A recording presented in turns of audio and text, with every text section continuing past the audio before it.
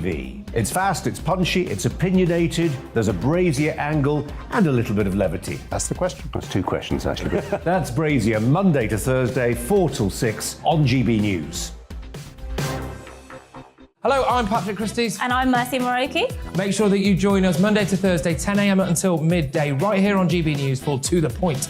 We're not afraid to talk about the topics that matter to you or the big topics that always matter. We cover absolutely everything, from the breaking political stories of the day to law and order, what's going on in the channel. We're not afraid to hold people to account. We always make sure we include your views on our show. Indeed, if you're thinking it, you can guarantee that we're saying it. So make sure you join the conversation with us, 10 a.m. until midday, Monday to Thursday for To The Point on GB News.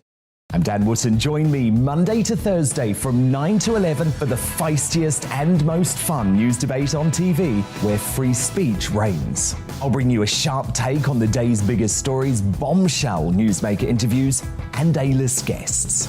And I guarantee you, no spin, no bias, no censorship, and no reason to go to bed. That's Dan Wootton tonight, Monday to Thursdays from 9 on GB News.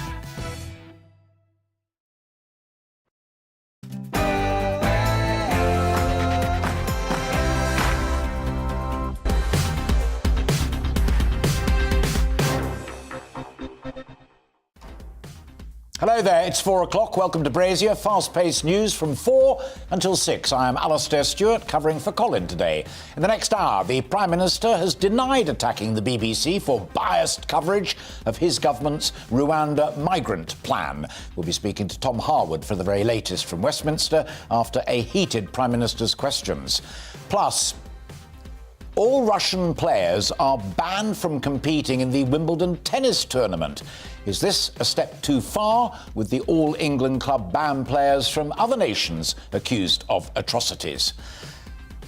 And the great battle for Donbass, the eastern region of Ukraine, has begun in earnest.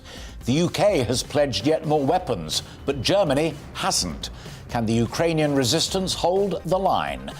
And with me throughout today's proceedings, I'm delighted to say, is columnist and Daily Telegraph political sketchwriter Madeline Grant. But first, here are the very latest news headlines.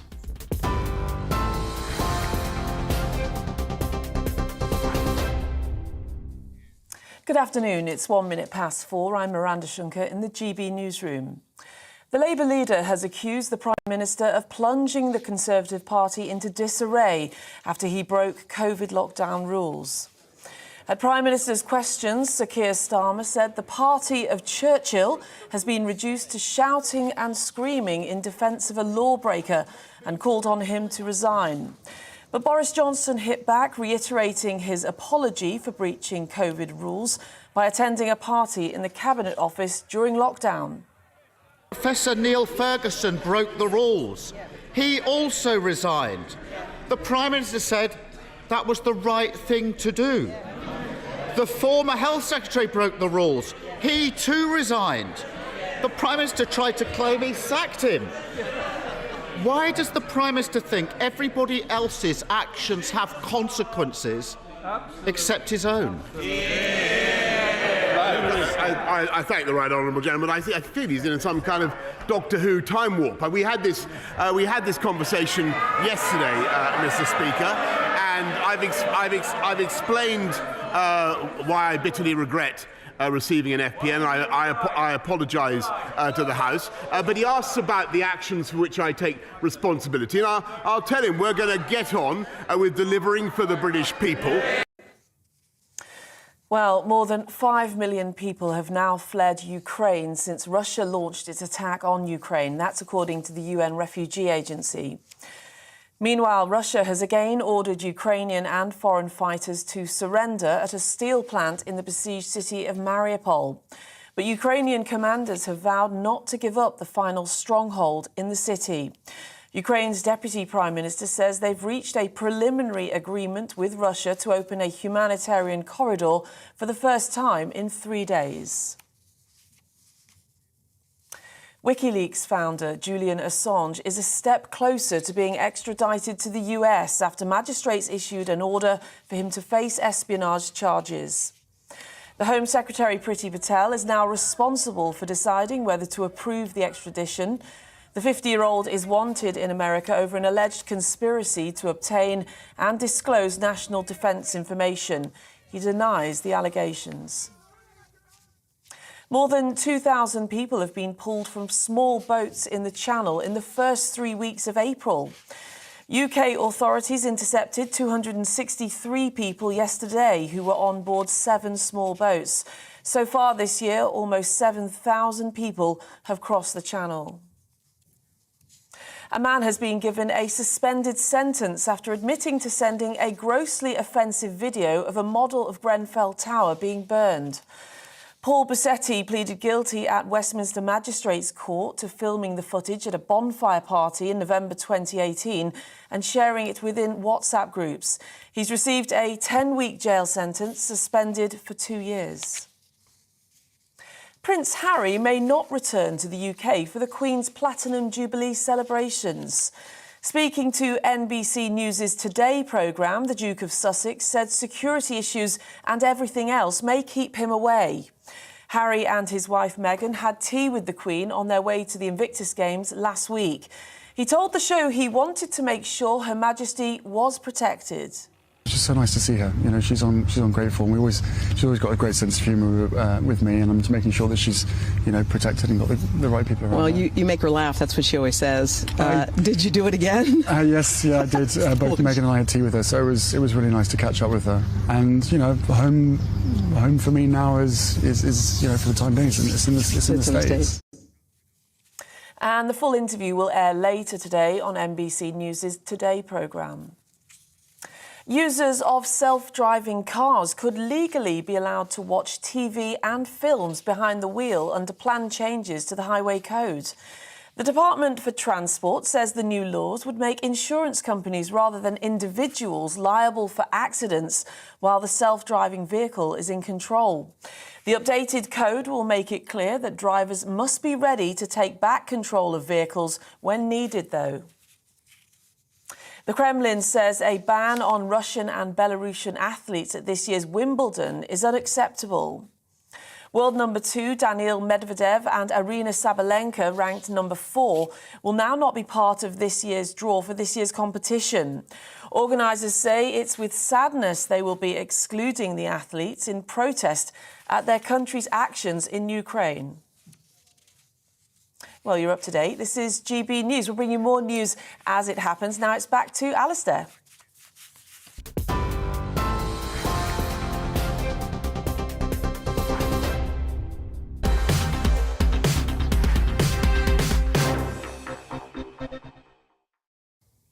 Thanks very much indeed, and welcome to the show. The Prime Minister took a drubbing in the House of Commons yesterday after his latest apology for Partygate. But after that, he went on to put up a robust defence of his position and his new Rwanda migrant policy at a private meeting of Tory MPs. And according to some reports, he attacked media coverage of the issues. Not so private, it seems. It was reported by the Daily Telegraph. The Prime Minister allegedly suggested that the BBC and indeed the Archbishop of Canterbury had been more critical of the plan about Rwanda migrants and the war in Ukraine than they were more critical of him than they were of those two issues. This was one of Sir Keir Starmer's main attack lines in today's Prime Minister's questions. He said the attack on the national institution of the BBC and its journalists was shameful. The Prime Minister denied that he'd ever said those words. Let me just remind you of what actually happened in the House a couple of hours ago. The Prime Minister also accused the BBC of not being critical enough of Putin. Would the Prime Minister have the guts to say that to the face of Clive Myrie, Lise Doucet and Steve Rosenberg, who have all risked their lives day in, day out on the front line in Russia and Ukraine, uncovering Putin's barbarism? Mr. Speaker, it is an indication of the depths to which he's willing to sink. That he accuses me... He accuses me of traducing journalists. What he says is completely without any foundation whatever. I did not attack the BBC last night for their coverage of Ukraine. He must be out of his tiny mind, Mr. Speaker. He must be out of his tiny mind. I said no such thing, and there are people behind who will testify to that. He is completely wrong, Mr. Speaker. That is the limit. That is the limit of his willingness to ask sensible questions today. We are getting on. This government is getting on with the serious problems that require attention. Well, there were no fresh apologies throughout Prime Minister's questions. The Prime Minister persistently refused to apologise to the Archbishop or to entertain even suggestions that he should resign. He tried to dismiss Partygate and accused Keir Starmer of being in some kind of Doctor Who time warp for his repeated attempts to return to the topic. It was a pretty undignified exchange at times, but neither side, in my view, walked away with any clear advantage. Labour notably appeared to offer no clear alternative plan to stop illegal immigration.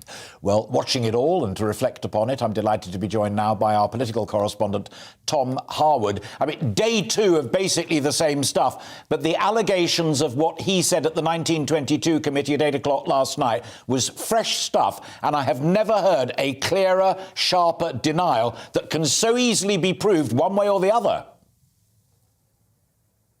Certainly, the Prime Minister looked absolutely bewildered when he heard that assertion. He turned to the Foreign Secretary, who was sitting to his left, asking, what is he on about? Referring, of course, to Sir Keir Starmer's question. In fact, he was turning round to some of his PPSs, his aides, the junior MPs that worked for him, who were trying to say, I think it's about some reports about what happened at the 22 last night. Clearly, this was someone who did not expect this line of attack and was visibly irked by it. Now, it has to be said, in the lobby briefing that us journalists went to immediately after that exchange, we did hear some level of clarification.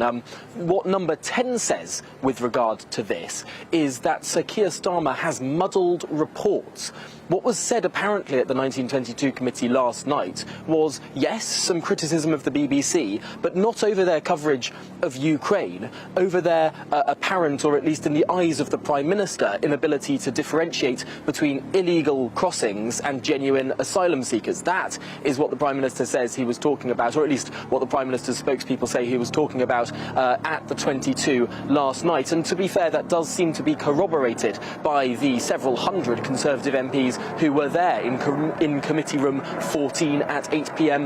last night. Interestingly, though, on the charge of criticising the Archbishop of Canterbury, there was less pushback from number 10. Number 10 giving a lot of pushback to this argument that the Prime Minister attacked the BBC over its coverage of Ukraine. In fact, saying that the Prime Minister had been praising and full of praise for the coverage of the BBC of Ukraine. But interestingly, less pushback, indeed, saying that it was a private meeting and we don't comment on private meetings, when it came to questions over what the Prime Minister said about the Archbishop of Canterbury. So potentially there, two different issues. Maybe Sir Keir Starmer was right in what he said about the Prime Minister coming for the Archbishop, but maybe he was muddled in what he said about the Prime Minister going after the BBC. Absolutely, and it was interesting that Johnson doesn't play the I'm a former journalist card that frequently, but when he does it with great potency, and did that today. But also on the Archbishop, we already know that this government is unhappy with what the Archbishop of Canterbury said when he implied that the plan was ungodly. Jacob Rees-Mogg spelt that out loud and clear. This government is not happy with that analysis, nor is it happy with the Archbishop of Canterbury abusing his pulpit to say it. Yes, and it does seem that the Prime Minister last night at the 22 said words to the effect of the Archbishop has been more critical of the government's plan to stop people drowning in the Channel than he has of Vladimir Putin's invasion of Ukraine. It appears something like that analogy was said at the 1922 committee last night, and indeed that is to some extent what the Prime Minister reiterated in the House, saying that this was a plan, talking about the Rwanda plan, that is something that is deeply moral, that is about trying to stop drownings in the Channel, trying to stop those illegal gangs drownings, facilitating those illegal crossings. Now, there's plenty of valid criticism as to whether or not that is what the Rwanda plan will do, as to whether the government should be opening more legal routes, as to whether people should feel the need to make that desperate journey in the first place. Of course, there's plenty of criticism to be had by that, but what most people, I think, would reasonably understand is at least the people behind the idea think of it as something that is there to stop human suffering and to prevent those drownings in the Channel. I think many people were taken aback by the deeply political way in which the Archbishop intervened over the weekend. Tom, good to talk to you as always. Thank you very much indeed. Tom Harwood there, our political correspondent, live down there at Westminster. Well, sitting here in the studio with me is another good friend and absolutely perfectly cast person, because her job today is to follow all of those exchanges. She is a columnist and parliamentary sketch writer for the Daily Telegraph, and Madeline is with me now, Madeline Grant, and you've kindly agreed to be here right through the whole programme. As Yogi Berra, the famous American sports coach, famously said, it was deja vu all over again. We had that really lively debate yesterday with Boris Johnson sitting there cowering, and you and many colleagues have said, you know, he looked more apologetic than he said he was. And then today, Keir Starmer rehearsed a lot of the same arguments, but threw this hand grenade onto the floor that we're discussing. Do you believe those words were said by the Prime Minister? Well, I think that Tom's analysis is probably accurate, because it seems to make perfect sense. As you said, he was avowedly, he was very sure that he had not said those words, and he said something, if I remember rightly, he said something like, there are MPs here who can back this up. You don't normally go that far unless you actually do have the goods to back up what you're saying. So I think that what Tom... Especially when you know there are between 20 and 30 behind you who'd gladly have your head on a plate. Exactly. It just seems like a bit of an own goal, really. But in other ways, I thought it's quite an extraordinary PMQ session today. I mean, it's not often that you hear the Labour MP urging the Tory Prime Minister to apologise to the Tory party at prayer, the Church of England, and the Archbishop of Canterbury, and apologising fulsomely to Lambeth Palace. So it's not often that you hit the kind of odd reversion of politics that we're seeing at the moment. Yeah. The other thing, which particularly in the current circumstances is not an automatic thing, is that at the end of it, when the exchanges between Sir Keir and Boris Johnson were finished, more was shouted from the Tory side. That's quite significant for people like you who observe these things. Yes. I didn't actually hear that. Were they saying more, as in more, that he's getting more questions, Keir Starmer's asking more questions than he would... I thought they were saying, let's have more Boris. More blood, begging for blood. Well, they definitely cheered and jeered and heckled in all the right places, as they do. There was a overall reasonable amount of support from the Tory benches, not the kind of great uproar. And there have been other debates that I have witnessed where the PM has clearly been in more trouble. There have been fewer bums on seats and less cheering, if you're just measuring it by that metric. I want to be slightly naughty, if I may, and take one step back again into yesterday. And it's really a question about what we do for a living and the degree to which the media, both the network TV news at 10 o'clock last night and most of the print journalists today, have bigged up Mark Harper in such a huge way, former David Cameron's chief whip, for saying, I can no longer have faith in you as Prime Minister and the great office that you hold, you drag down, and you've got to go. Much less coverage of people that he'd sacked in the past, like John Whittingdale, Jesse Norman, who's moved on, Steve Baker, who very often is very critical of the Prime Minister, particularly on COVID, standing foursquare behind him. Has the media done a good job on this? Well, I think the media, particularly in Westminster, has an inbuilt preference for stories to move on, for resignations, for scalps, for something to happen, because that is what feeds the 24-hour news cycle that we're all a part of. So there is always, I think, this inbuilt bias. It's perhaps a bit of motivated reasoning that says it would be good for us if this happens, and therefore perhaps that motivated reasoning leads people to see big up stories. And there's a kind of general... They need a bit more than one letter to the chairman of the 22 committee to go with that line. They do, especially when Mark Harper has been very critical for a long time. But as you mentioned, Steve Baker, I think it would be more of a story if there were a big resistance, let's say, of the various MPs, including both of them who rebelled on lockdown and that sort of thing. Yeah. And so Baker, like David Frost, Lord Frost, want another additional key thing, and that is an absolute commitment that there will be no lockdown, no return to COVID restrictions. That's what he's really gunning for. Yes, One final question for you, and again, as an informed observer of these matters, I watched yesterday and today in very close detail. At the pounding heart of it all is that fundamental clash of styles. It's bouncy Boris, whether you like him or hate him, and it is the rather grey, lawyeristic style of Sir Keir Starmer. Out in the country, they prefer bouncing Boris. Historically, they have, but I can also see that when the times are very tough, I can see how you might want more of a roundhead than a cavalier to be in charge.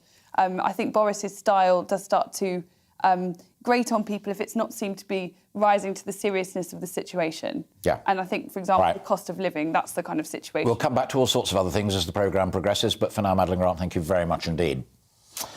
Russia is continuing its offensive on Ukraine's eastern Donbass region as G7 leaders, including United States President Joe Biden, who was in the chair, gathered for an online meeting yesterday. The United States, the United Kingdom and Canada responded to Volodymyr Zelensky's calls for support by pledging more artillery weaponry.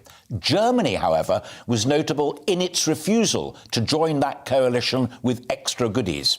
Olaf Scholz, the German Chancellor, said that his country was willing to give Ukraine financial aid, but not tanks, nor armoured personnel carriers and other heavy weaponry.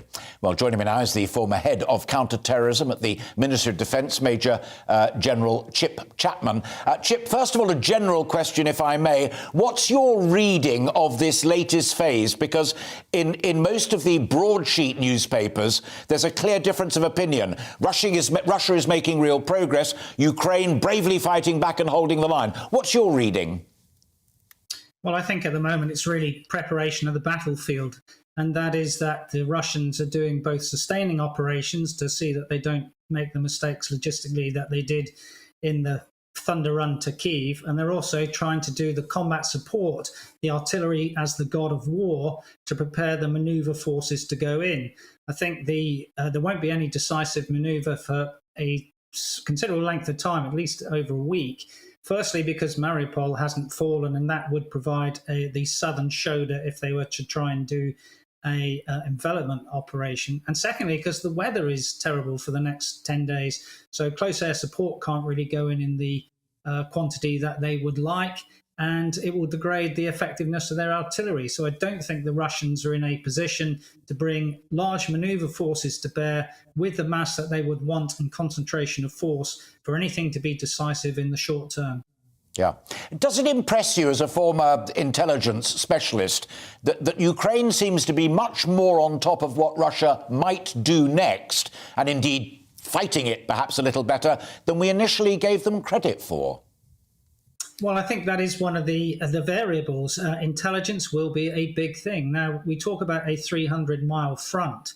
People don't know how big that is. That is Land's End to London. So the notion that there's artillery pounding a line from Land's End to London is just, it's not credible. So you can't be strong everywhere, and you'll end up being weak everywhere if you try to do that. So it is the use of intelligence so that the Ukrainians can go faster around what we call an OODA loop, that's observe, orientate, decide, act, which will be decisive in how you move either reserves around or have the ability to use your I-STAR, that's the surveillance from high above, to bring things like Switchblade, killer drones and things like that to bear.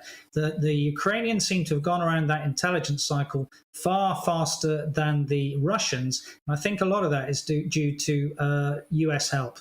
Yeah, absolutely.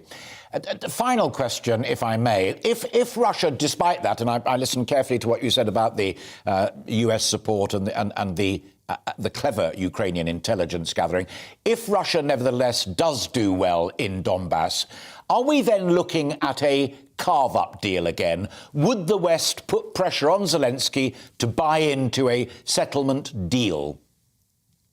Well, I think that's for Zelensky to determine, not the West. And Zelensky's most recent missive is that he'll neither trade its territory nor its people. I don't think we can expect Ukraine to cede territory, because that will give the notion that utility of force works rather than futility of force if Russia is not successful. Chip Chapman, always a pleasure and very informative experience to talk to you. Thank you very much indeed. That's Major General Chip Chapman, former head of counter-terrorism at the Ministry of Defence. You're with Alistair Stewart here on GB News, TV, radio, online, and as I say, digital radio. After the break, more on Russia and Belarus, but this time it's about sport. Russian and Belarus tennis players, as you heard in the news at the top of the hour, will be banned from playing at Wimbledon. So we'll be discussing that after the break.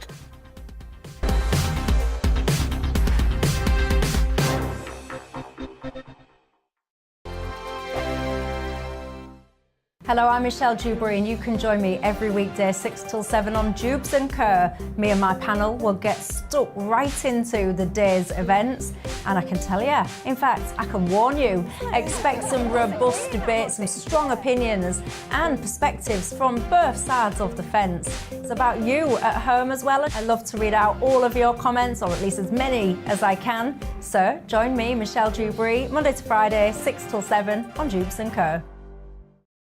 On radio, they call it the drive time slot, 4 p.m. until 6 p.m. as listeners head home. It's that part of the schedule when the dust of the day's events begin to clarify, and we try to make sense of it for you. Brazier is drive time for radio and TV. It's fast, it's punchy, it's opinionated, there's a Brazier angle and a little bit of levity. That's the question. That's two questions, actually. That's Brazier, Monday to Thursday, 4 till 6 on GB News. Hello, I'm Patrick Christie's. And I'm Mercy Moroki. Make sure that you join us Monday to Thursday, 10 a.m. until midday, right here on GB News for To The Point. We're not afraid to talk about the topics that matter to you, or the big topics that always matter. We cover absolutely everything, from the breaking political stories of the day to law and order, what's going on in the channel. We're not afraid to hold people to account. We always make sure we include your views on our show. Indeed, if you're thinking it, you can guarantee that we're saying it. So make sure you join the conversation with us, 10 a.m. until midday, Monday to Thursday, for To The Point on GB News. I'm Dan Wootton. Join me Monday to Thursday from 9 to 11 for the feistiest and most fun news debate on TV, where free speech reigns. I'll bring you a sharp take on the day's biggest stories, bombshell newsmaker interviews, and A-list guests. And I guarantee you, no spin, no bias, no censorship, and no reason to go to bed. That's Dan Wootton tonight, Monday to Thursdays from 9 on GB News.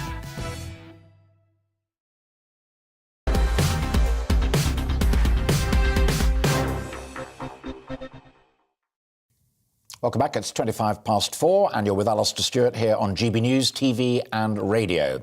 Wimbledon will ban all players from Russia and Belarus from this summer's championships because of Putin's war in Ukraine. The All England club is expected to confirm that ban on Wednesday. Men's world number 2, Daniil Medvedev of Russia, and the women's world number 4, Anya Sabalenka of Belarus, are the highest-ranked players to be affected.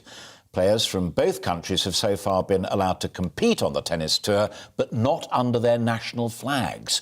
Sport and geopolitics are not strangers to each other. UEFA have already taken the Champions League final away from St. Petersburg in Russia, and Formula One motor racing have also had a run-in with Russian drivers too. But does it all cross a line? Is it right to drag sport and sportsmen and women into these struggles? And, of course, the fans who don't get to see the people that perhaps they really like. Well, the editor of Spike, Tom Slater, joins me live now to discuss it. Tom, good to see you always. Boris Johnson himself has said, it's not the Russians or Russia that I'm opposed to, it's Putin. In your view, does this cross a line? I think it does cross the line. I think it's completely shameful. And I think, especially because of the fact that, as we saw from reporting in the Times this morning about this story, this was not just the organisers of Wimbledon's decision. They were doing so in conversation with the Department for Digital Culture, Media and Sports, who were pushing for them to take some sort of action, either for an outright ban, it seems like, or for players to have to sign some sort of declaration, some sort of private denunciation of Russia's invasion to promise that they wouldn't, again, bring politics onto the tennis court. I think it's punishing Russians for the crimes of their government. It's bringing sports into politics, which is something that really don't mix. And I think it's burnishing the narrative of people like Vladimir Putin, which is saying that the West, it's not that they support the Ukrainians, it's just that they hate Russians. And we're doing everything to prove them right in that regard, I think. If we're happy to go down, and I did note the point you made about DCMS and Nadine Dorries being involved perhaps in this argument, but if we are going down as a government the road of sanctions, whether it's very rich men and women with their yachts and the rest of it, everybody has their part to play, and there's no denying that this will have a huge messaging and PR impact. No, I do understand that argument. That is that you want to kind of create a sense of consequences, a kind of sense that all the things internationally that Russia previously might have enjoyed, got some prestige from, that no longer exists. But I think, again, we just end up, when we go down this road, treating all Russians as basically an appendage of their own government. And I think it's particularly interesting that there's so much discussion, rightly so at the moment, about the need to stand up for Western values against, again, this kind of autocratic power in the East. And yet we're essentially going around asking sports people to sign loyalty pledges or to get the hell out of particular competitions. I think someone at DCMS or at the All England Club needs to pick up a history book, because we're not sending that message by engaging in these kinds of tactics. Tom, are you a tennis player or a tennis fan? Neither, as to be perfectly honest. Well, I just wanted to establish that before bringing Madeline in, because when I knew you were coming up after the break, I asked exactly the same question of Madeline Grant, who's here. You know her well from The Telegraph, who's live in the studio. And you said to me you used to play a lot of tennis, and you are a big fan. So do you take his point that it crosses the line, or do you take my point that actually we've all got a role to play in what is the messaging and the PR exercise? I think they may have gone a bit too far with this one, because I would just draw a distinction when it comes to, say, Russian athletes between, if you have like a gymnastics team or a team sport, that is often much more intimately connected with the Russian state. Whereas tennis players tend to be on tour, they often kind of privately funded, they go all over the world, they may spend very little time in Russia. And I mean, I think that they could perhaps have stuck with what they were initially seeming to do, which was to allow them to compete under the flag of a neutral country. And I think that Tom's point that this could bolster the narrative, which is what Putin is essentially trying to claim, that he gets to decide Russia, he is Russia, he defines that, and that everyone is against Russia, it could potentially backfire from a propaganda perspective. And I also think that, I remember a few months ago in the Australian Open when Novak Djokovic wasn't playing, that really overshadowed the tournament in a massive way to have the number one ranked seed in the world. And it makes you think, if you do win that tournament, is it still the same victory? Let's say, if Nadal wins or Djokovic or whoever, would that even be as meaningful without the number two seed there?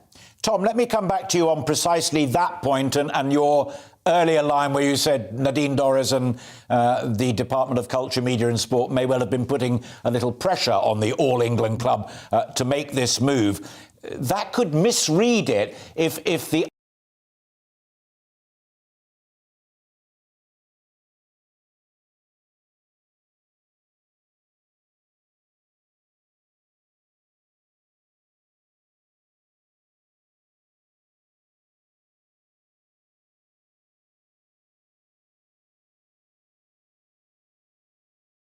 Hello, I'm Michelle Dewberry, and you can join me every weekday 6 till 7 on Jubes and Kerr. Me and my panel will get stuck right into the day's events, and I can tell you, in fact, I can warn you, expect some robust debate, some strong opinions and perspectives from both sides of the fence. It's about you at home as well. I love to read out all of your comments, or at least as many as I can. So join me, Michelle Dewberry. Conflict. What it will do is burnish Putin's narrative. We need to make that 100% clear. And I think even if there is a certain level of clamour for that, all the more reason to show some leadership and make the case as to why that isn't the sort of road that we should go down.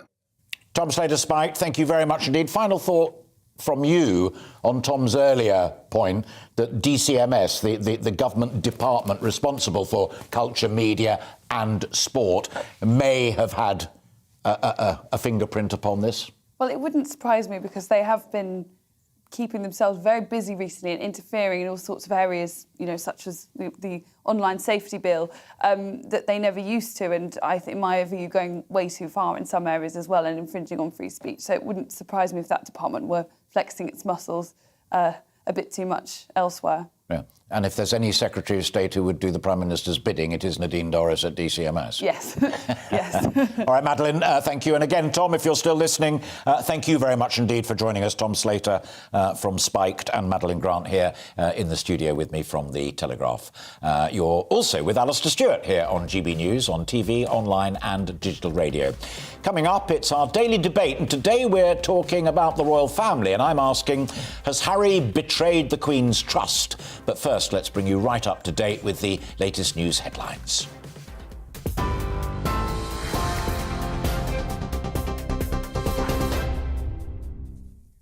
Thank you. It's 4:33. I'm Miranda Shunker in the GB newsroom. The Labour leader has accused the Prime Minister of plunging the Conservative Party into disarray after Boris Johnson broke COVID lockdown rules. Sir Keir Starmer says the party of Churchill has been reduced to shouting and screaming in defence of a lawbreaker, and he's calling on him to resign.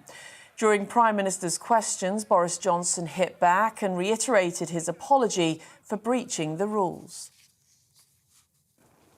More than 5 million people have now fled Ukraine since Russia launched its invasion. That's according to the UN Refugee Agency. Meanwhile, Russia issued another deadline for fighters to surrender at a steel plant in the besieged city of Mariupol.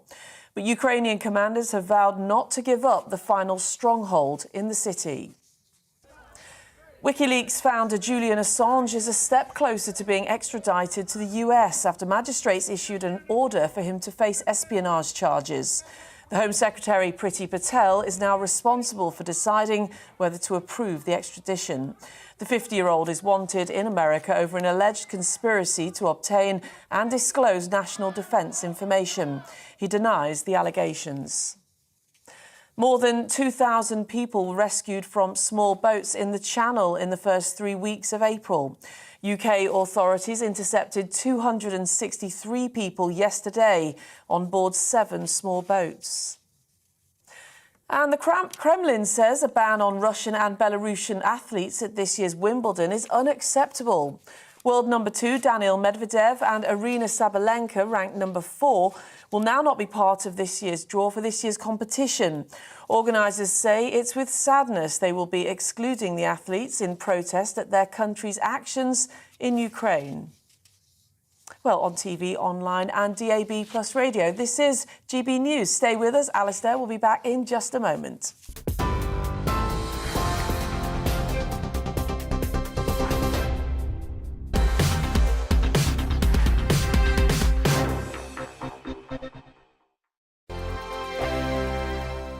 Hello, I'm Michelle Dewberry, and you can join me every weekday 6 till 7 on Jubes and Kerr. Me and my panel will get stuck right into the day's events, and I can tell you, in fact, I can warn you, expect some robust debates, some strong opinions and perspectives from both sides of the fence. It's about you at home as well. I love to read out all of your comments, or at least as many as I can. So join me, Michelle Dewberry, Monday to Friday, 6 till 7 on Jubes and Kerr. On radio, they call it the drive time slot, 4 p.m. until 6 p.m. as listeners head home. It's that part of the schedule when the dust of the day's events begin to clarify, and we try to make sense of it for you. Brazier is drive time for radio and TV. It's fast, it's punchy, it's opinionated, there's a Brazier angle and a little bit of levity. That's the question. That's 2 questions, actually. That's Brazier, Monday to Thursday, 4 till 6 on GB News. Hello, I'm Patrick Christie's. And I'm Mercy Moroki. Make sure that you join us Monday to Thursday, 10 a.m. until midday, right here on GB News for To The Point. We're not afraid to talk about the topics that matter to you, or the big topics that always matter. We cover absolutely everything, from the breaking political stories of the day to law and order, what's going on in the channel. We're not afraid to hold people to account. We always make sure we include your views on our show. Indeed, if you're thinking it, you can guarantee that we're saying it. So make sure you join the conversation with us, 10 a.m. until midday, Monday to Thursday for To The Point on GB News. I'm Dan Wootton. Join me Monday to Thursday from 9 to 11 for the feistiest and most fun news debate on TV, where free speech reigns. I'll bring you a sharp take on the day's biggest stories, bombshell newsmaker interviews, and A-list guests. And I guarantee you, no spin, no bias, no censorship, and no reason to go to bed. That's Dan Wootton Tonight, Monday to Thursdays from 9 on GB News.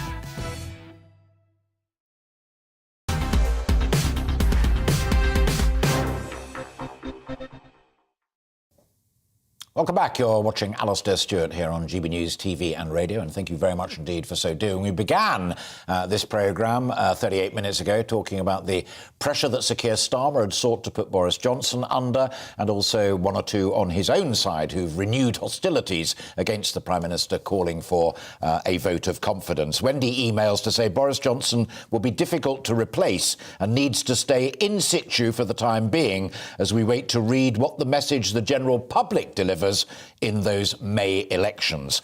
Charles sends his email. There's no question that we need to be emphasising that there are really vital global issues to be concentrating on. The fact that there is a war, for example. However, we are not at war. We are fighting the cost of living and energy crises here at home.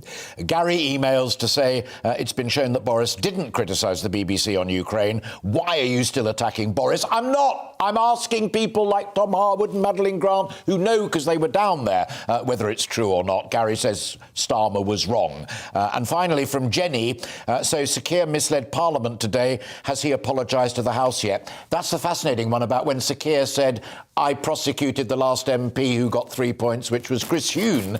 And a lot of people on social media said, no, you didn't. As DPP, you agreed that he should be prosecuted, but another barrister prosecuted him. Is that playing, or is that just a social media kerfuffle? I mean, I don't know enough about that one, to be honest. But it is curious, that isn't it, that he made a big point of saying how disgusting it was when the Conservatives attempted to use his record when they were mentioning Jimmy Savile. Not to defend the Conservatives there, but it was just the DPP card seems to be good sometimes and not other times. Yes, perfectly put, Madeleine. Thank you very much indeed. Now, just days after meeting with his grandmother, the Queen, Prince Harry has given another interview to an American television station, spilling all of the details. In it, he claimed that he just wanted to make sure that his grandmother was protected and had the right people around her. So, in today's debate, we are asking, has Prince Harry burnt his bridges, or is he wheedling his way back in? Harry and Meghan, of course, visited the Queen at Windsor Castle last Thursday, and that was for the first time since they stepped back from royal duties. Talking to NBC television in the States, he revealed he has no plans to return to England and said his home, for the time being, is in the United States. But he did make it pretty clear that he wanted back in the firm, the royal family.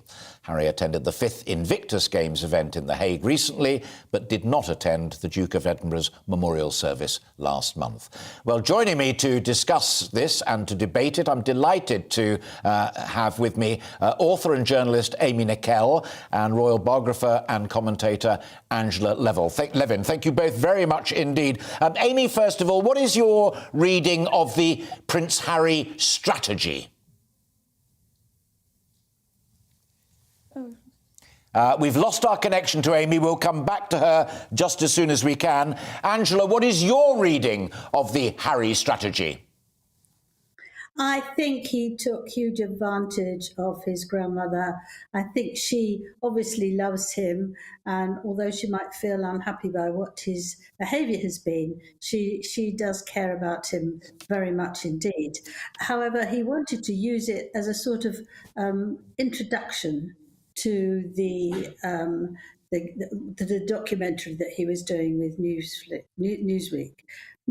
Netflix, sorry. And I think that that's actually pretty disgusting. It's just when he wants to be royal is just now, so he'll earn more money out of it and make people feel that he's more important than he has become, because without the royal titles, they really aren't very much, either Harry or Meghan. And that's what I think he did. I think now the Queen is always been very, very dutiful And a lot of her time has been spent doing that rather than with her children.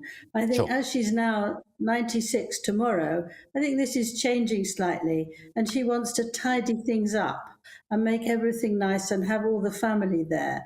And so she's quite vulnerable. She's also vulnerable because she's not well physically. Manoeuvring around is very, very difficult for her.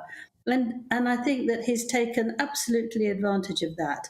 And then to talk about how I just want to come in on that point before you go on to your next one, Angela, because you underlined there a little of what I think about it as well, and that is that Harry, whatever the strategy is, he would appear to be pushing, as it were, at an open door. She didn't have to receive him at Windsor. She could have said, as she has done to other members of the family, no, not now, not the right moment. And it is widely reported that she wants him to play a part in her Jubilee celebrations. That door is already ajar from the Queen herself. Yes, she wants him to be on the balcony. He won't have a role during these celebrations, but she wants him to be there because she wants them all to be there. This is her family. So it is, pretty disgusting way to behave, I think. And then, if I can go on, that he should feel that he is in charge of deciding who is looking after the Queen and if they're doing it properly, and that she's in great form. Well, the poor woman is certainly not in great form. If you don't have to look at her, and you can see that. But also, how can he possibly do that in the 15 minutes that he was there? It's impossible. Is he seeing the doctors? Looked after her? No. Is he seeing the aides working out? No. So the answer is really that he wants to attack Prince Charles and Prince William, and actually yet again be unpleasant about them. That the couple seem to keep nasty little snippets and keep on at them. Like Meghan said, this is service when she was there during the Invictus Games. This wasn't service. This was earning a lot of money from Netflix. It was the Meghan show.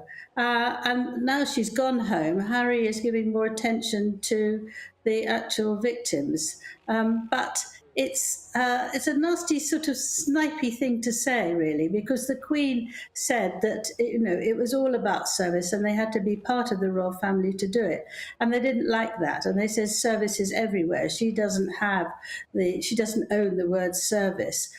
These nasty snippets keep coming back. And it's very sad and not appropriate. Leave that there for now, because I've just been told, I'm delighted to say in my ear, that Amy Nickel, there you are, Amy. I'm so sorry we had a bit of a technical hiccup there at the top. My opening question to you was going to be, what is your reading of the Prince Harry strategy? And just in case you didn't hear it, the main thrust of Angela Levin's argument was that it's very opportunistic. He's breaching confidences in blurting out his claims and conversations with Her Majesty the Queen, and he's just sniping at other members of the firm. Angela Levin will come back and correct me if I'm wrong on that in just a moment. But what's your take, Amy? So firstly, I did catch Angela saying that the Invictus Games is a sort of vanity project, which I found really, really horrible, actually, because, that's life-changing. That's literally, people have said it has saved their life. And I think, we all said, the UK said, Prince Harry, please go away. And then he did. And now people are upset that he doesn't want to come back. I think we need to remember here that privacy doesn't mean silence. And I think what Prince Harry's coming out with at the moment is actually really admirable. Like when we had Prince Philip's memorial recently, my hope was that in private things were going on. That is the real relationship between him and the Queen. And I think this recent meeting has proved that. Just because Prince Harry doesn't want to do this weird job he was assigned at birth, and he's sort of woken up to what I considered to be a human rights violation, being in the royal family. Imagine it, you're born into a job that you don't necessarily want, but you have to do. And I think he can see that that's the life that the Queen has led.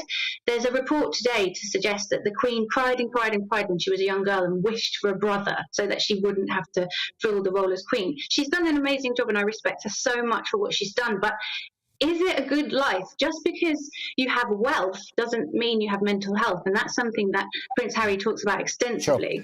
And something Amy, I want to bring Angela back in because the point you made in the middle there is so important, and I know Angela very well indeed. Defend your assertion, Angela, that the Invictus Games are a vanity project for Harry.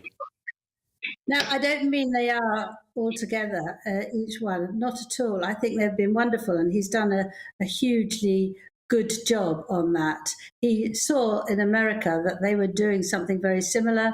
He picked it up, and his enthusiasm got it going, and it has been going apart from during the pandemic. What I was saying is that, and thank you for giving me the opportunity to say it, is that this one is very, very different, because before it was concentrated fully on the previous military people, you know, with all their mental and their physical health. This one was all about Meghan. She changed her dress 5 times. She had clothes worth more than £80,000 in 3 days. She had jewellery worth £330,000. It's totally inappropriate, actually, to come to something like that, and it to be all about me. And that's what I feel, that they weren't. All right, let me change the tack very slightly and bring Amy back in first, and then you, Angela, because you both in effect said it, and I perhaps danced around it a little earlier, that the great British public would probably love to have Harry back, because they do love what he did in Afghanistan, they do love what he's been doing with the Invictus Games, but they never fell in love with Meghan. That's the problem, and remains the problem. I think Meghan could have worn and said anything at the Invictus Games, and it would have been picked up and interpreted time and time and time again, and provoked a million think pieces from all different angles. She can't really win at this point. And even the fact that she's left early to go back to her 2 children, if she hadn't left early, everyone would have said, she's got 2 children, why is she even there? You know, she can't really win. And I think wearing a plain white suit, what could she have worn that wouldn't have got a bit of attention? And if anything, the media coverage has decided to focus in on Meghan rather than Harry, because I've noticed in the most recent interview with the Today Show, he wanted to steer it all back to the Invictus Games. He wanted to steer it. The subject of the documentary coming up on Netflix, it's about the Invictus Games. But it's us. We are the ones that are interested in Meghan and Harry and the royal family. And I think it's really interesting that people are so offended that he's not willing to talk about his relationship with his father and his brother. Like, think about what his father did to his mother. There's going to be water under that bridge. The complications in that relationship, it's not going to be straightforward. And I don't think you can take offence at the really personal nuances of family relationships, which we all know are extremely complicated. Yeah. Angela, final point to you. Do you think that the British public would embrace Harry more happily if Meghan wasn't there? Well, he's a very much a changed man. When I spent over a year with him writing his biography, I found him absolutely charismatic, charming, instinctive. I thought he was great. But he has changed. He's become spiteful. He's turned himself into a long-term victim. And I think that other people have said this too, that Catherine brings out the best in William, but Meghan brings out the worst in both of them. And I think that's right. And I think his popularity has sunk because he does what he's told. To that. Angela Levin, you're so good at lobbing hand grenading. Go on, Amy. I can see you doing that. Amy Nicole, microphone up. Holiday. So why is it always the emphasis is put on Meghan and Harry's door when Kate and William have gone to Courchevel and dodged a visit? Angela? They didn't know there was a visit. He didn't know there was a visit. He didn't discuss it with William. He didn't know he was coming. He's angry because he wasn't informed. Amy? No, we lost Amy again. No. I'm having some severe technical problems. I feel like Meghan Markle at the moment. I'm just being victimised with my technical problems.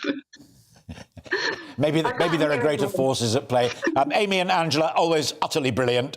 Amy, great to meet you. We've not talked before. Angela is an old friend of mine, and I thoroughly enjoyed that, as I'm sure many of our listeners and viewers will. And you can always send your views of what Amy and or Angela said about Harry and Meghan to GBViews at GBNews. Madeleine Grant, no tin hat on, just sitting there quietly with a flak jacket on, as those two very erudite and informed women clashed so informatively on just how divisive this issue still is. But ask you one thing as a journalist who's been in the game for a wee while. Tell you the one thing that struck me is there are a lot more royal interviews on television, not just the big Oprah Winfrey one, but Harry doing 1, 2, 3, BBC Breakfast the other day and the rest of it. That Badgett thing of discretion and keeping your head down and getting on with the job, which the Queen has always been the mistress of, is evaporating in the new generation. Well, I mean, they've gone, haven't they? They're not playing. But that jeopardises the institution, in my humble opinion. Perhaps it does, but I think also, you know, the future of the institution is William and Kate. It's not Meghan and Harry.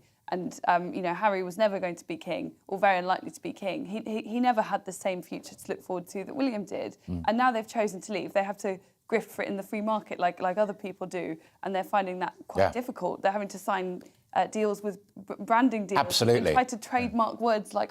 And survival is a market, even for an institution like the British monarchy. It's not going well for them because they keep doing crazier and crazier things, like trying to trademark common words that go back hundreds of years. I mean, this does not suggest that all is going particularly well for them. And at least the royal family, there was that degree of protection, as you say, for the constitutional reason. But also, you know, that is the mantra: never complain, never explain. And in a way, that protects you from getting too suckered in. You have to stay above it. And now they're very reactive, and they reply to all kinds of things, far more than they used to, and often, I think, make the situation worse. The other thing that struck me and shocked me recently is the Queen's dresser, who's updated her book and telling us how the Queen reacted after the service of remembrance for the Duke of Edinburgh. I mean, inconceivable 25, 30 years ago. Yeah, and you might well have found that maybe not 25 years ago, but historically the press might not even have printed such things, even if they had access to them. There was that greater deference all across the board. We might do this again another time, because we're getting a lot of response from the viewers and listeners, I'm delighted to say. Madeleine, thank you for joining in that debate with your brilliant thoughts there at the end. You are with Alistair Stewart on GB News, TV, online and digital radio, and my brilliant guests, including the great Madeleine Grant. Coming up, NHS waiting rooms have scrapped social distancing. Hurrah! But are waiting lists getting any shorter? I'll be speaking to an NHS GP. But first, let's bring you up to date with the weather. Hello, I'm Luke Mile with your GB News weather forecast. And for the next few days, it's looking mainly dry. There will be some spells of warm sunshine at times, but cooler along those eastern coasts. Now, the reason for that is high pressure still very much in charge of our weather through the rest of Wednesday and into Thursday. But the high does start to drift its way to the north of the UK, so it will allow things to turn a little bit cooler with easterly winds beginning to set in. But through the rest of Wednesday, through Wednesday evening, we'll see plenty of clear skies across the UK. A little bit of fair weather cloud from time to time, but that high pressure keeps those weather fronts away, so it stays dry for the most part. Now, through the course of the night, we will perhaps see a little bit of low cloud drifting in across eastern Scotland. Temperatures here dropping down close to freezing in places, so there could be a touch of frost as well. But for most places, it should just about be frost-free, but it will be a chilly but bright start to Thursday. Now, Thursday itself, another fair day for most places, apart from along some of those North Sea coasts where we will see this low cloud persisting. So for the likes of Newcastle and other coastal areas, we will see temperatures pegged back at just 11 or 12 degrees. But you don't have to come too far inland and further west, and we'll see highs of 17 or 18 degrees. A little bit more cloud, though, through the afternoon for Wales and the southwest of England. Now, more low cloud drifts in from the North Sea through Thursday night and into Friday, and we start to see those easterly winds becoming a little stronger. So by Friday morning, a lot more cloud around, and some of that cloud could just be thick enough to give the odd light spot of rain further south. But our overnight temperatures won't be quite so low, with that blanket of cloud keeping things a little bit warmer. Through Friday then, it's a grey start for some places, but we will see some sunshine through the day. Best of the sunshine likely to be for Western Scotland, Northern Ireland and the north and west of England and Wales, but further south where we've got more cloud, we could see 1 or 2 spots of rain. And it stays fairly cloudy with the further risk of showers into the weekend across the south. Bye-bye.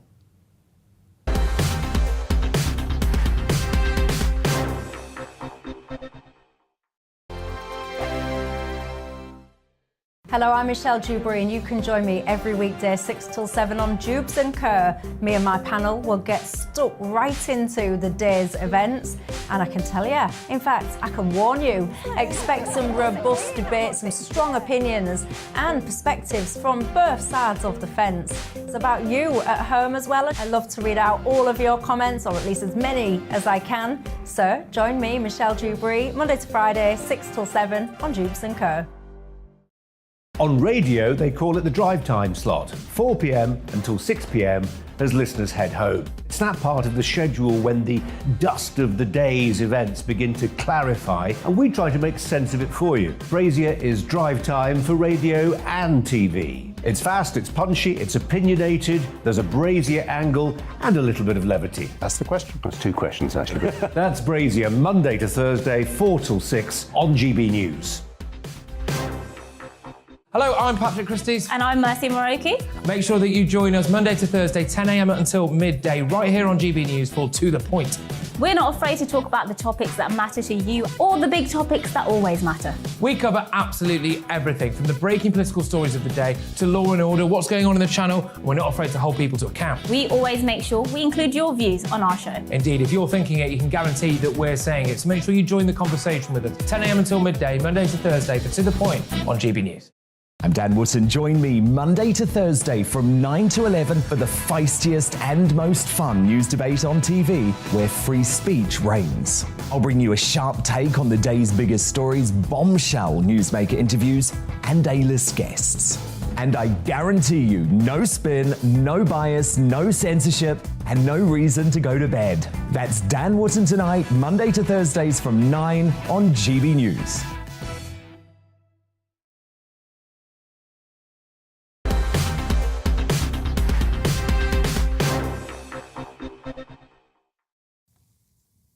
Welcome back. It's just coming up to 5 o'clock and you're watching and listening to Alastair Stewart and friends here on GB News TV and radio, and thank you very much indeed for so doing. We had to cut away, Madeleine, from our earlier conversation. Madeleine Grant from The Telegraph is with me throughout the 2 hours, and we were reflecting upon what was a really tasty, energetic debate between Amy and Angela, mainly about Harry and Meghan. Yeah. But we then went a little bit into, as it were, the monarchy and its future. And you were a little less optimistic, I think, in your final observation than I expected. I mean, do you fear for the durability of the monarchy? I actually wouldn't say that at all. I think that the future of the monarchy is quite well assured, in the sense that you have, the Queen, who is much beloved, and then I think Prince Charles will turn out to be a much safer pair of hands than many people realise, especially now he's got Camilla next to him to support him. And then after that you have William and Kate, so it's safe pairs of hands, safe pairs of hands. And I wouldn't think it was very likely that we would have a compelling Republican movement in this country, because I think in general people are much less fond of politicians than they are fond of the monarchy and the royal family. The polling on this has been remarkably stable for decades. It always hovers about 20%, doesn't ever really go much beyond that for any sustained period of time. We shall watch this space, and I'm so glad that we came back after hearing what Angela and Amy had to say. Madeleine, for the time being, thank you very much indeed. It is 1 minute past 5. I'm Alastair Stewart, standing in for Colin Brazier today. Live at 5, we have an hour more to go, so do stay with us here on GB News, TV and radio.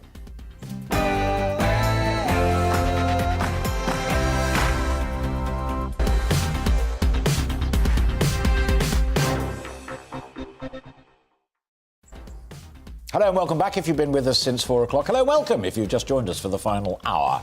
This programme is called Brazier, but I am not Colin. I am Alistair Stewart, standing in for Colin today. Coming up on Live at 5, the Labour leaders attacked the Prime Minister for allegedly accusing the BBC of biased coverage of his government's Rwanda migrant plan. I'll be speaking to a member of Labour's front bench in just a moment. Do they have an alternative plan to stop boat crossings? We'll also get the latest from the channel itself, with more boats landing yesterday and today. GB News' Mark White has the numbers. And we'll be talking to a gamekeeper in Scotland about why more than 20,000 deer could be culled so that more trees can be planted in the Cairngorms National Park. And with me throughout today's proceedings is columnist and Daily Telegraph political sketch writer Madeline Grant. But first, let's bring you right up to date with all of the latest news headlines.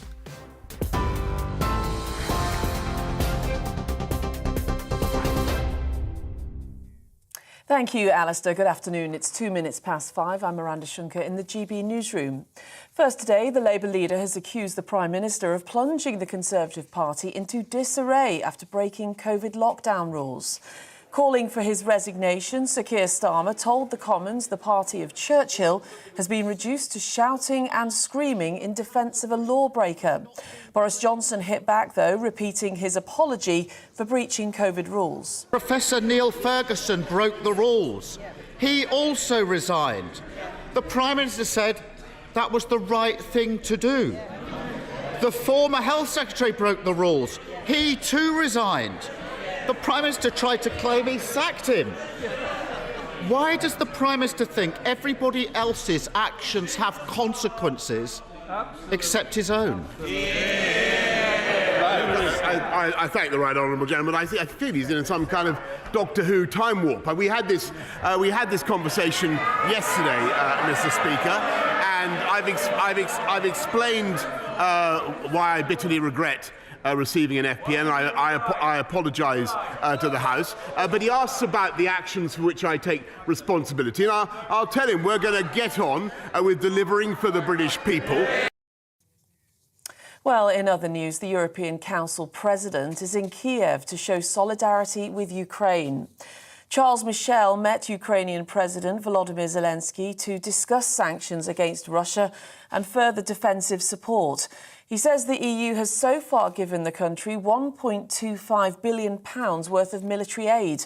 Zelensky says the questionnaire for EU membership was also discussed. More than 2,000 people were pulled from small boats in the Channel in the first 3 weeks of April. UK authorities intercepted 263 people yesterday who were on board 7 small boats. So far this year, almost 7,000 people have crossed the Channel. A man has been given a suspended sentence after admitting to sending a grossly offensive video of a model of Grenfell Tower being burned. Paul Bassetti pleaded guilty at Westminster Magistrates Court to filming the footage at a bonfire party in November 2018 and sharing it within WhatsApp groups. He's received a 10-week jail sentence, suspended for 2 years. Prince Harry may not return to the UK for the Queen's Platinum Jubilee celebrations. Speaking to NBC News' Today programme, the Duke of Sussex said security issues and everything else may keep him away. Harry and his wife Meghan had tea with the Queen on their way to the Invictus Games last week. He told the show he'd wanted to make sure Her Majesty was protected. It's just so nice to see her. You know, she's on great form. She's always got a great sense of humour with me, and I'm just making sure that she's, you know, protected and got the right people around. Well, you make her laugh. That's what she always says. Did you do it again? Yes, yeah, I did. Both Meghan and I had tea with her, so it was really nice to catch up with her. And you know, home for me now is you know, for the time being, it's in the States. And the full interview will air later today on NBC News' Today programme. Meanwhile, users of self-driving cars could legally be allowed to watch TV and films behind the wheel under planned changes to the Highway Code. The Department for Transport says the new laws would make insurance companies rather than individuals liable for accidents while the self-driving vehicle is in control. The updated code will make it clear that drivers must be ready to take back control, though, of the vehicles when it's needed. The Kremlin says a ban on Russian and Belarusian athletes at this year's Wimbledon is unacceptable. World number 2 Daniil Medvedev and Aryna Sabalenka, ranked number 4, will now not be part of the draw for this year's competition. Organisers say it's with sadness they will be excluding the athletes in protest at their country's actions in Ukraine. Well, this is GB News. We'll bring you more news as it happens. Now it's back to Alistair.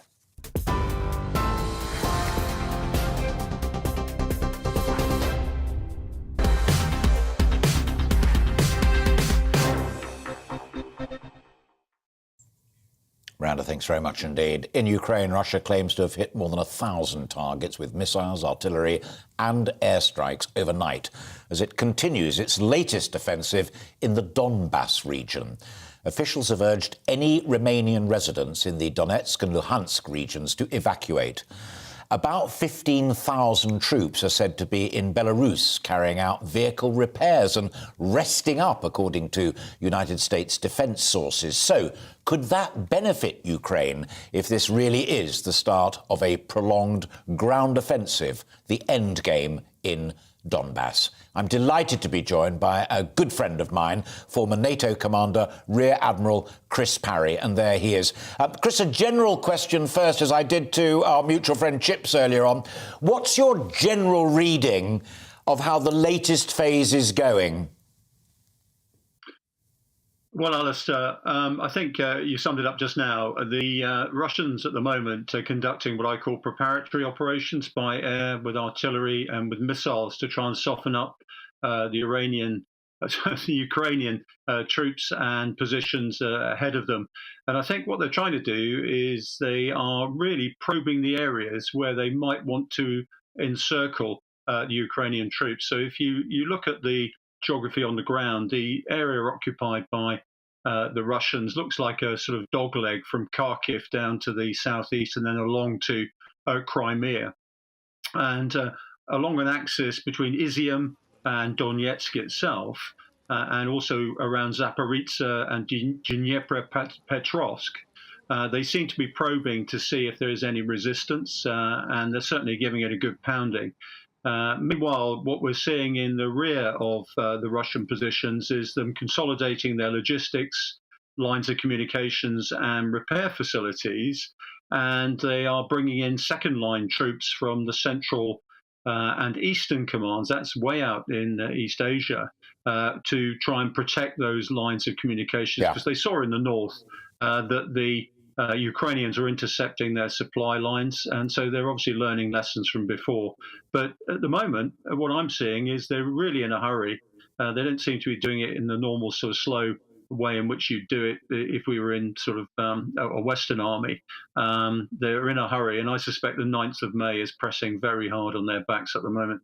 Yeah. Just for folk listening to the conversation, Chris, you and I both know, because we've talked about it so many times, the 9th of May is the big Russian Red Square Parade celebration of what the Russians call, in the old days of the Soviet Union and the 39-45 war, that was Russia's defeat of fascism, and they like to celebrate it in a big way.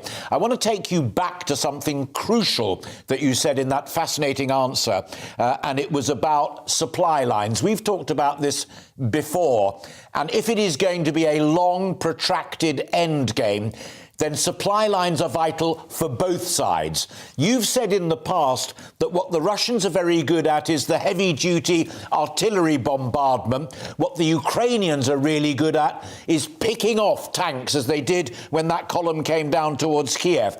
If it's about supply lines now, does that play to Russia's strengths? Russia's always been strong in the south, Alistair. Again, we've discussed this before. They've actually done pretty well by sort of sorting out of Crimea. And one of the things I'm looking at the moment is they're probing towards Mykolaiv, which is just to the west of Kherson. Now, that indicates to me that they are still looking at Odessa as a potential target. And if I were President Putin right now, what I'd be looking for is to cut Ukraine off from the Black Sea. And to do that, he needs to be able to isolate or capture Odessa. And I think these probes towards Mykolaiv are probably going to be a surprise part of this new campaign that towards Odessa. Sure. And Odessa, if Ukrainians can't maintain Odessa, their supply lines, again, let me butt in, Chris. Odessa to the west of Mariupol. But it's not only vitally important, both of them, to the west, exactly, as a port in terms of defence strategy and the Black Sea Fleet and the rest of it. It's also vital for Ukraine as a functioning economy. Yeah, that's absolutely right, Alistair. If they manage to cut Ukraine off from the Black Sea, that's the end of their exports by sea, and the bulk of their oil and gas, their minerals, and also their agricultural produce goes through the Black Sea. It's effectively cut off now because the Russians have managed to blockade Odessa and the rest of the coastline. But I suspect from a totemic point of view, and we've certainly discussed this before, Putin would like to say that he's restored new Russia from the Donbass region all the way across to Moldova, because that's what Catherine the Great had in the 18th century. Yeah. Final point, and I said in my introduction, you know NATO, you've worked there, and you're familiar with the power plays that go on. How badly would it have been received at the G7 discussions where Scholz, the German Chancellor, still relatively new, stepping in after Angela Merkel had been there forever and a day, to say, we'll give you more money, but we are not going to give you the hardware that you, President Zelensky, have said so clearly you want? Well, there's a couple of things here. One is obviously the obvious implication is that Germans don't want to offend the Russians for a good time into the future. But what it also tells me is that Germany itself is weak in munitions and actually can't afford to give them away to the Ukrainians. We know from Ms. van der Leyen's tenure as defence minister, the German armed forces were in a pitiable state. They couldn't put any of their U-boats to sea, and their tanks had all broken down. So I suspect this reflects German weakness. It's not German strength or indeed their diplomatic push. They're afraid of being seen naked, I think. And not even Biden or Boris Johnson can bang German heads together. I don't think they've got the equipment, Alistair, to give the Ukrainians. I think that's the issue here.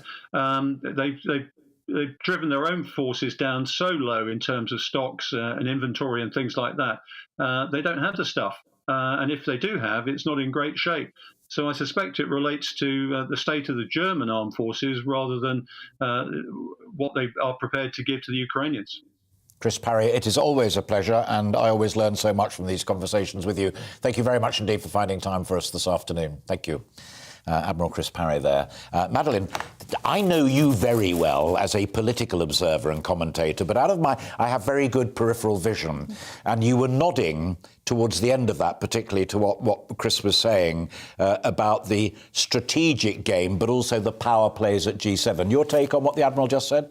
Well, I mean, I was nodding because it was so interesting. Yeah. It was a lot He's brilliant, isn't he? Yes, he is brilliant. And I hadn't actually thought that about the fact that, Germany has been underfunding their military for such a long time. It's almost built into their kind of cultural view of themselves as a country that they don't really do military anything, that they are now paying the price for it. But I think another reason I was nodding was perhaps that another potential difficulty that they face in the Donetsk is that, as I understand it, they're now facing more experienced soldiers as opposed to some of these conscripts. They're fighting people who've been fighting in that area for 8 years now, seasoned fighters, which perhaps is a further potential obstacle for the Ukrainians. Yeah, and final point on it, we talked on the programme about it the other day, but you and I have not discussed it. In terms of Boris Johnson's defence, the idea that, look, we're at war and I'm leading the country in support of the Ukrainians, quite an important point that Sir Keir Starmer made 48 hours ago, and that is that one doesn't wash because the House of Commons is united in support of Zelensky and in support of the United Kingdom supplying him with whatever he needs. That's a really important domestic political point. It is a domestic political point, although I think it perhaps doesn't quite give enough credit to the Prime Minister for the way in which he has cultivated a strong relationship with Zelensky and how he has put himself front and centre, I guess partly in the absence of proper leadership from countries like Germany. Yeah. But no, the Keir Starmer's right about that. There is uniformity of opinion, and if there were to be a different Tory PM rather, they would probably be doing much the same thing. But I do think that Boris Johnson has been I don't know, he seems to have really excelled himself in this area. Yeah, intriguing, and he still can't get away from pointing out to Sir Keir Starmer, and he did it again today in PMQs, that Sir Keir Starmer did support Jeremy Corbyn in the leadership and as a potential Prime Minister, certainly a person who is not a great supporter of NATO and the rest of it. Yeah, that old chestnut. It is, I'm sorry, but it is an old chestnut, Yes, I agree with you. It is, I mean, because I have to, most people don't have to watch it every single week. Yeah. I'm not complaining, it's my job, but you realise that there is a lot on repeat that if most people would tune in every once in a while, they wouldn't realise just how repetitive all of PMQs is, and the ghost of Christmas Corbyn is definitely one of the recurring themes. But I guess, you know, it is a fair point. They were all trying to put this man in charge of the nuclear codes not too long ago. Yeah, fascinating. How things move on so quickly. Madeline, thank you so much. Stay with you another 45 minutes, but there's lots more fascinating stuff to discuss, so stay exactly where you are. As we said at the very beginning of this programme and reprised it at the top of the hour, the Prime Minister did take a drubbing in the House of Commons yesterday after his latest apology for Partygate. But after that, he went on to put up a robust defence of his position and his new Rwanda migration policy at a private meeting of Tory MPs. But according to some reports, he also attacked media coverage of those issues. Not so private, it seems. It was reported in the Telegraph that the Prime Minister allegedly suggested that the BBC and indeed the Archbishop of Canterbury had been more critical of the Rwanda plan to send migrants overseas for processing than Vladimir Putin's invasion of Ukraine. That was one of Sir Keir Starmer's main attack lines in today's PMQs.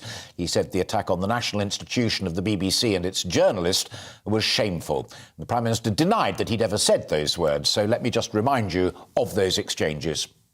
The Prime Minister also accused the BBC of not being critical enough of Putin. Would the Prime Minister have the guts to say that to the face of Clive Myrie, Lise Doucet and Steve Rosenberg, who have all risked their lives day in, day out on the front line in Russia and Ukraine, uncovering Putin's barbarism? Mr. Speaker, it is an indication of the depths to which he's willing to sink. That he accuses me. He accuses me of producing journalists. What he says is completely without any foundation whatever. I did not attack the BBC last night for their coverage of Ukraine. He must be out of his tiny mind, Mr. Speaker. He must be out of his tiny mind. I said no such thing, and there are people behind who will testify to that. He is completely wrong, Mr. Speaker. That is the limit. That is the limit of his willingness to ask sensible questions today. We are getting on. This government is getting on with the serious problems that require attention. So there we have it. And joining me there, I'm delighted to say, is a member of Labour's front bench and party spokesman for today. It's Jonathan Reynolds, who is the Shadow Secretary of State for Business and Industrial Strategy. Jonathan, I stick my neck out and say this. Have you found any Tory MP who is prepared to stand by the Telegraph's story and say, yes, I definitely heard the Prime Minister say that about the BBC and that about the Archbishop of Canterbury? Well, good afternoon. It is nice to join you, Alistair. Look, I mean, that story, I think, is in every single British media outlet this morning and today. So if the Prime Minister is shocked to have seen it, I'd suggest he might want to start by, I don't know, asking the Downing Street press operation how that managed to be there. I mean, all of this, Alistair, is a smokescreen for what we know Parliament is deciding today and tomorrow, which is how are the fixed penalty notices that the Prime Minister has been hit with and is paid consistent with what he said in Parliament prior to that he was shocked even at the suggestion that these events may have taken place, and yet now he's been fined for his own attendance at them. I think he's trying to detract from that. I think it's fairly obvious, and I hope we will do what Parliament needs to do in terms of the right process tomorrow. Pass the motion, have the Privileges Committee look into that. I think there are a lot of people on all sides of Parliament think that's and recognise that is the right thing to do. Let's hopefully see it happen tomorrow afternoon. What's your defence, Jonathan? And I do take that point that maybe Guito Harry and the gang at Number 10 need to look at how such an allegation could get out without denial overnight, but you're absolutely right in that respect. How do you react to the other allegation, and that is that without that, both the debate yesterday and PMQs today makes your leader and your party look like a one-trick pony? Well, I think... let's be clear what we're talking about here. We are talking about, first of all, the issue of whether the Prime Minister has been fined for attending parties is settled. He's paid the fine, right? That's happened. The issue is whether you can look at the things the Prime Minister has said in Parliament at the dispatch box and reconcile those things to what has happened since. And I would just say, I honestly think, and I'm as you probably would expect, a lifelong Labour supporter, well before I was a Labour MP, I would look at other Tory Prime Ministers, Theresa May, David Cameron. I don't think they displayed the same casualness with the facts in Parliament that we see from Boris Johnson. I think it does matter. Integrity matters in any job, but it certainly matters if you're the British Prime Minister. And I think there is simply no way to reconcile what has been said by the Prime Minister and what has happened since. And having that investigated by a Privileges Committee, which has been around for hundreds of years, to be frank, which has a Conservative majority, which is not going to be chaired by a Labour MP, he's recused himself from that process. What's the argument against that proper investigation taking place? I just don't see what the Conservative argument, what the government argument is, against that process being followed tomorrow. OK, let me change it to another line of inquiry, and it's a genuine one, and it's a point I've made myself on my GB News programmes time and time again.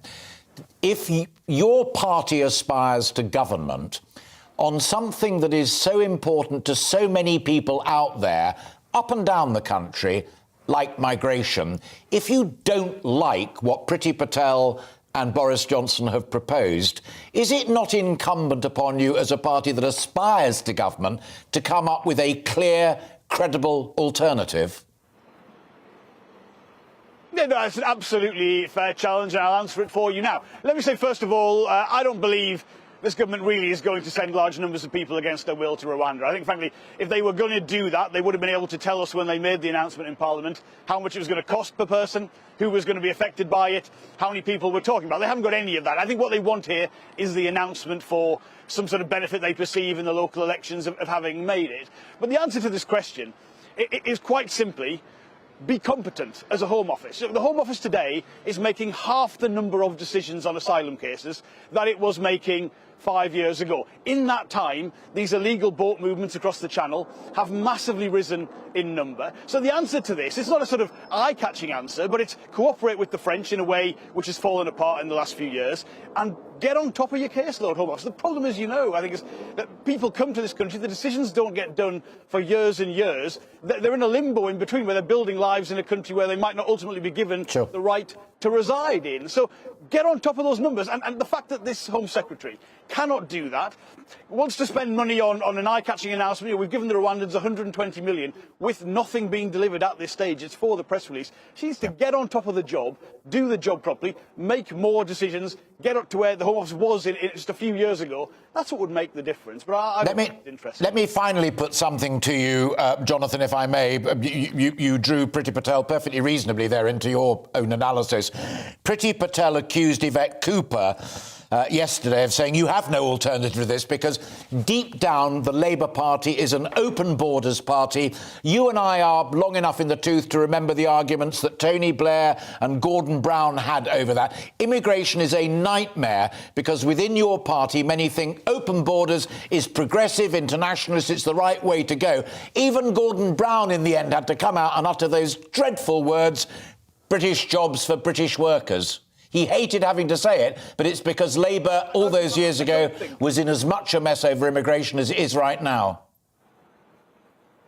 Look, the fact is, there is nobody in the Labour Party who believes in open borders. We want a points-based immigration system not dissimilar to what has been introduced after Brexit. Everyone recognises issues around freedom of movement. They've ended because the Brexit question has ended. I mean, I would say when I talk to a lot of people in my constituency in the referendum, they expressed their concerns about immigration as not being about freedom of movement, being about the total number of people coming. And as you will know, the figures since Brexit are for a substantial increase in immigration from places like Nigeria and the Philippines and India, and they've come instead of European people. So it hasn't essentially been what many people wanted, I think, to happen in terms of the overall outcome. But there's no one in the Labour Party arguing for open borders, and it's lazy from the Home Secretary, rather than give her own MPs, by the way, Conservative MPs asked for information on the costs, because if it's going to be £2 million per person taken to Rwanda, well, I mean, what is that going to add up to overall? They haven't been able to give us costs. They couldn't say if it applied to families, to children.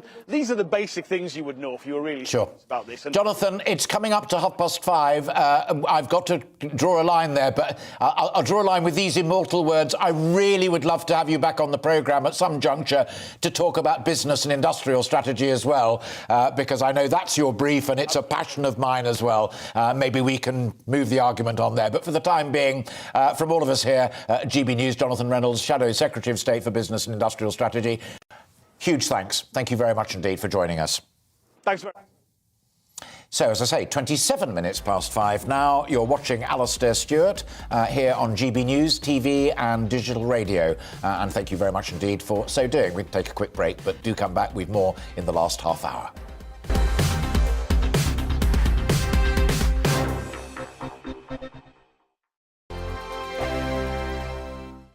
Hello, I'm Michelle Dewberry, and you can join me every weekday 6 till 7 on Jubes and Kerr. Me and my panel will get stuck right into the day's events, and I can tell you, in fact, I can warn you, expect some robust debate, some strong opinions and perspectives from both sides of the fence. It's about you at home as well. I love to read out all of your comments, or at least as many as I can. So join me, Michelle Dewberry, Monday to Friday, 6 till 7 on Jubes and Kerr. On radio, they call it the drive time slot, 4 p.m. until 6 p.m. as listeners head home. It's that part of the schedule when the dust of the day's events begin to clarify, and we try to make sense of it for you. Brazier is drive time for radio and TV. It's fast, it's punchy, it's opinionated, there's a Brazier angle and a little bit of levity. That's the question. That's two questions, actually. That's Brazier, Monday to Thursday, 4 till 6 on GB News. Hello, I'm Patrick Christie's. And I'm Mercy Moroki. Make sure that you join us Monday to Thursday, 10 a.m. until midday, right here on GB News for To The Point. We're not afraid to talk about the topics that matter to you, or the big topics that always matter. We cover absolutely everything, from the breaking political stories of the day to law and order, what's going on in the channel. We're not afraid to hold people to account. We always make sure we include your views on our show. Indeed, if you're thinking it, you can guarantee that we're saying it. So make sure you join the conversation with us, 10 a.m. until midday, Monday to Thursday, for To The Point on GB News. I'm Dan Wootton. Join me Monday to Thursday from 9 to 11 for the feistiest and most fun news debate on TV, where free speech reigns. I'll bring you a sharp take on the day's biggest stories, bombshell newsmaker interviews, and A-list guests. And I guarantee you, no spin, no bias, no censorship, and no reason to go to bed. That's Dan Wootton tonight, Monday to Thursdays from 9 on GB News.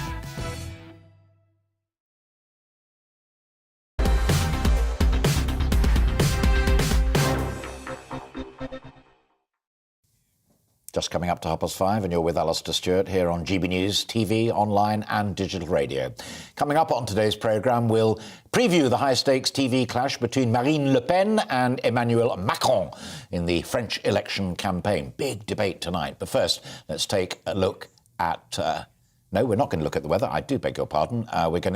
We're going to carry on with our conversation about France, which is excellent. Background, just so that you know, French President Emmanuel Macron and the populist challenger Marine Le Pen will indeed face off in a high-stakes televised debate on television tonight. Millions of votes are, we gather, still up for grabs, with just days to go before polling opens for what is the final round of voting on Sunday. They have a first round, which is to decide who the two people are who will fight it off, but the polls remain tight. Who, one wonders, is going to win? Well, David Chazan joins me live now.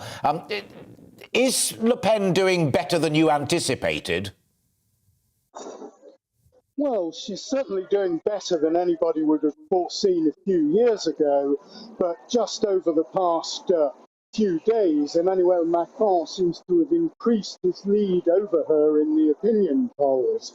But, I mean, if you look at what she's done over the past few years, she's moderated her rhetoric, even her own image. She's toned down the more extreme stuff that was associated with her party's founder, her father, Jean-Marie Le Pen, who has several times been convicted of racist hate speech. And so she has managed, I think, to convince far more French people that she's a possible president and that her programme is less extreme than they thought previously. Nevertheless, as I say, Emmanuel Macron is still leading in the polls. The latest one says that he's likely to win by more than 56%. But tonight's debate could prove crucial. A similar debate between the same two candidates 5 years ago did mark something of a turning point. Marine Le Pen herself admitted that she performed very badly. She says she's far better prepared this time, while Emmanuel Macron is no longer the political newcomer. He's been in power for 5 years, and so she can attack his record. Yeah. The other thing I find fascinating, David, and you know much more about it. I've never worked as a reporter in France. I've loved going there on many, many occasions. But that point you make about her playing down, as it were, the old racist anti-Islam mantra, but playing more to what the Gilets jaunes people want on the economy, prices and the rest of it. Macron, preoccupied perhaps by Ukraine, has left her an open goal on that. Do the French people believe the rebranding of Le Pen? Well, I mean, a lot of them certainly do. She did very well in the first round vote. She had been campaigning for months, crisscrossing France, going to small towns and villages where she does have a lot of support, and she focused her whole campaign on the rising cost of living. Now, during that period, Emmanuel Macron said that he was too preoccupied with dealing with the crisis in Ukraine to really campaign. He entered the campaign at the very last minute.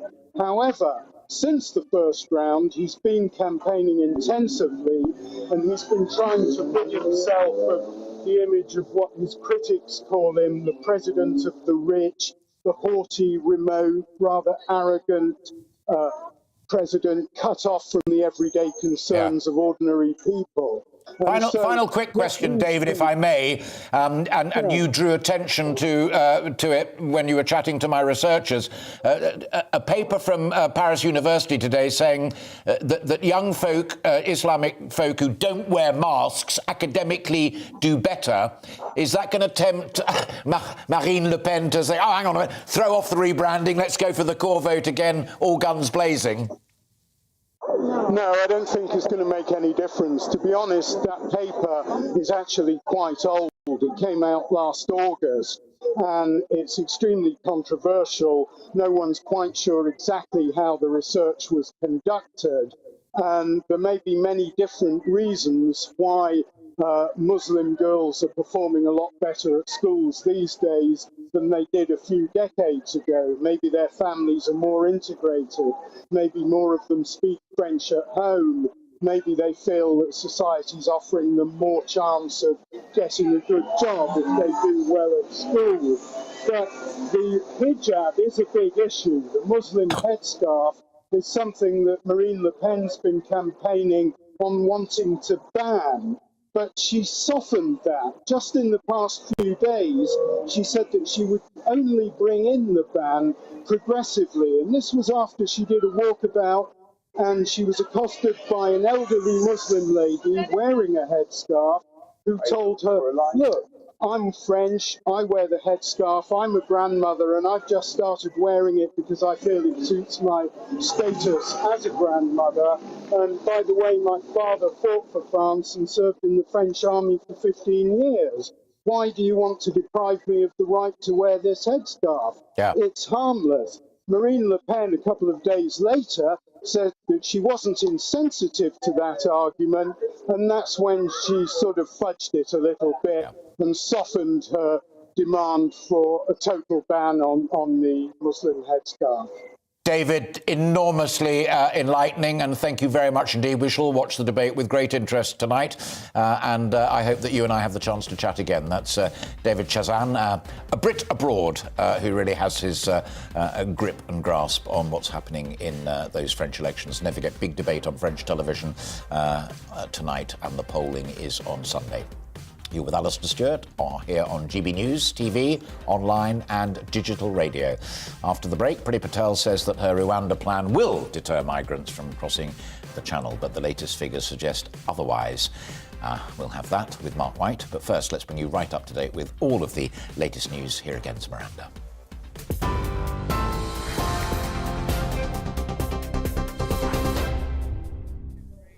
Thank you. It's 5:36. I'm Miranda Shunker in the GB newsroom. Conservative MPs are being warned if they don't vote for an investigation into whether Boris Johnson misled Parliament, they'll feature in Labour campaign material. During Prime Minister's questions, Sir Keir Starmer accused the Prime Minister of plunging the Tories into disarray after he was fined for breaking COVID lockdown rules. Ukraine's President Volodymyr Zelensky says at least 1,000 people are sheltering in Mariupol's Azovstal steel plant. He's warning the situation in the besieged city is rapidly getting worse, with hundreds of people injured in the last remaining stronghold. President Zelensky says he's ready to swap Russian prisoners for the safe passage of civilians. WikiLeaks founder Julian Assange is a step closer to being extradited to the US after magistrates issued an order for him to face espionage charges. The Home Secretary Priti Patel is now responsible for deciding whether to approve the extradition. The 50-year-old is wanted in America over an alleged conspiracy to obtain and disclose national defence information. He denies the allegations. More than 2,000 people were rescued from small boats in the Channel in the first 3 weeks of April. UK authorities intercepted 263 people yesterday on board 7 small boats. And the Kremlin says a ban on Russian and Belarusian athletes at this year's Wimbledon is unacceptable. World number 2 Daniil Medvedev and Aryna Sabalenka, ranked number 4, will now not be part of the draw for this year's competition. Organisers say it's with sadness they will be excluding the athletes in protest at their country's actions in Ukraine. Well, on TV, online and DAB Plus radio. This is GB News. Stay with us. We'll be back to Alistair in just a moment.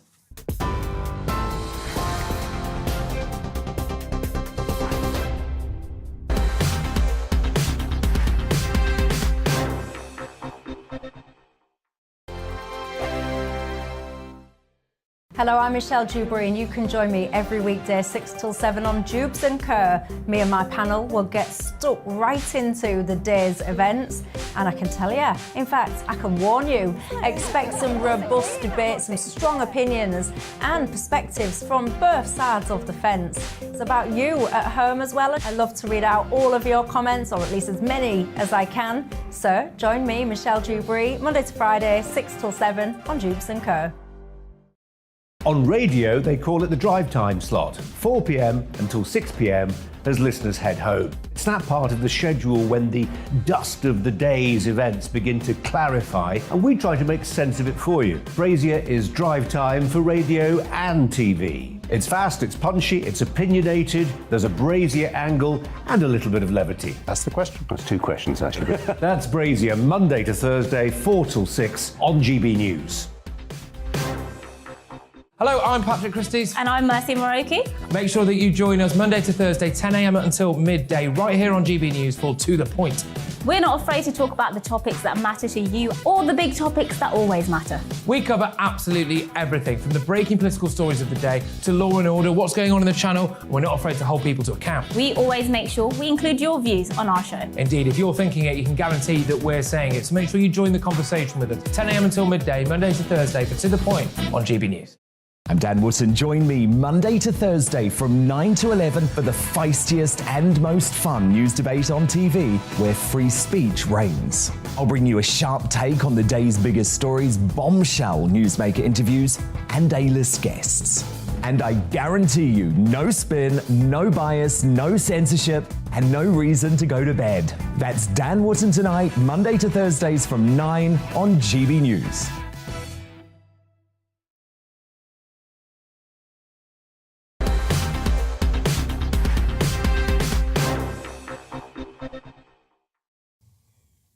Welcome back. You're watching Alastair Stewart here on GB News, TV and radio. We were talking a little earlier to Jonathan Reynolds from the Labour front bench about the issue of immigration and whether or not Labour had an answer to what was going on in the English Channel. And as the Home Secretary herself said just the other day when she launched the Rwanda plan, in the back of lorries as well. They have floated the proposal that they are going to cut a deal, which they have done, with Rwanda, so that folk who arrive here will be then shipped to Rwanda to be processed. Well, more than 2,000 people have been pulled from small boats in the English Channel in just the first 3 weeks of April. UK authorities intercepted 263 people on Tuesday who were spotted on board 7 small boats. As promised, I'm delighted to say that our Home and Security Editor, Mark White, is with me in the studio, and indeed Madeline Grant from The Telegraph is still here as well. Cut to the chase on it. There are many people both within the Conservative Party and the Labour Party. Jonathan Reynolds just said it. Rwanda's never going to happen. The whole purpose of Rwanda is to stop people taking money from folk, sticking them in dinghies and sending them across the Channel. Early evidence, not great. No, and everything looks like we are on for another bumper year in terms of the number of people who are going to be pulled from these small boats, because already we're now at 6,700 who've crossed so far this year. Now, you might do some extrapolations or calculations and think that actually 6,700 for the first 4 months, multiply that by 3 and it doesn't come to the 28,500 who came across last year, but it doesn't work like that. These are the first 4 months of the year, the wildest in terms of the weather, when there are very few days that you can come across. The fact that 6,700 have already crossed is much, much higher than it was this. Well, I remember you were there last summer and reporting live and down in Dover for a long time. It was like Piccadilly Circus. Yeah, I mean, the government themselves now absolutely openly admit that we are only weeks away from a point where we are looking at 1,000 a day potentially crossing on the better days in the Channel. And again, as you said, 263 crossed yesterday in 7 boats. Wilder weather today, so only one attempt. Mark, just for folk who are listening to our conversation on radio, we're also showing pictures and explain to people who are watching us on television that these are pictures from yesterday. That's a Border Patrol grey ship with the people going up the gangplank there. I mean, they are as busy as ever. Yeah, this is a Border Force cutter with about 50 migrants on it who've come off this vessel, and then they go up a gangway to a processing centre at Dover Harbour. And this whole operation now, the command and control of Channel operations, has now been taken over by the Royal Navy because it's just too big now for Border Force to manage on its own. Yeah. But you were saying to me out in the newsroom some good news on the Denmark front in terms of another country saying Priti Patel has come up with a good plan. Yes, I mean, you know, you say that this is never going to happen. It will certainly be challenged in the court. Yeah. There is no doubt. But the government is determined to make it happen, the UK government. Sure. They will be absolutely encouraged that the government in Denmark has now said that it is also entering into talks to do something similar with Rwanda. Let me give Madeline Grant the final question on this, and it's to pick up what Jonathan Reynolds said. It's an electoral stunt ahead of the May 5th elections. Entirely his right to say that as a senior Labour figure. But here's my assertion to you. If this doesn't work, potentially it will do the Prime Minister and Priti Patel much more damage out in the country than whether Partygate is a stinker or not. That's a really good point. I mean, already the Home Office has this reputation for being so chaotic and dysfunctional. Yeah. So it would really add grist to that mill. But I mean, the idea that this was cooked up purely with the local elections in mind, I mean, I think they've been in discussions it's been in the pipeline for a year, as I understand it. So it'd be very difficult. It's quite a long game to be playing merely. I'm sure perhaps the but as Mark timing said, of the election. But moving into the summer period where all of the statistical indications would be it's going to get worse. Yeah, exactly. Fascinating. Thanks for the update, mate. Always a pleasure to see you in the studio with us. And Madeline, thank you very much indeed for your thoughts on the politics of it as well. Now, more than 25,000 deer face being culled under controversial plans to rewild parts of the United Kingdom's largest national park. Rural workers have claimed that the proposals, which bosses at the Cairngorms National Park in Scotland say are needed to allow for the restoration of woodland and peatland, but they will threaten rural jobs and are inhumane. While animal rights campaigners are also likely to resist the plan, the cull is part of a 5-year plan published by the National Park, which is being finalised and will then be sent to the SNP ministers for approval later this year. So one step back, we like to try and explore these arguments. Why do the deer need to be culled? And why is there an ambition to plant so many trees? And how will that affect the economy and the ecosystem of that great national park? Does it all link a little to the government's green policies? Delighted to be joined live now by the director of the Scottish Countryside Alliance, Jake Swindells. And there he is. Can you answer those last two questions? As it were, philosophically and politically, what lies behind this? Because from all of the reading that I've done on it, it doesn't seem to me that anyone's particularly happy. Thanks, Alistair. Thanks for having me here. The Scottish Government obviously have a certain amount of targets that they need to reach. And with that, biodiversity is a big factor in that. So the Scottish Government have an actual aim to halt and reverse forest loss by 2030. And the Scottish Government are actually trailblazing, if you like, and they are inviting other world leaders as well to join them in doing so. So they really do have a big task ahead of them. The Scottish Government also have a target of planting the equivalent of 36 million trees by 2025 as well. So they've set themselves a huge target and under pressure, obviously, by conservationists. But yeah, it's going to be an uphill struggle, to be fair. Sure.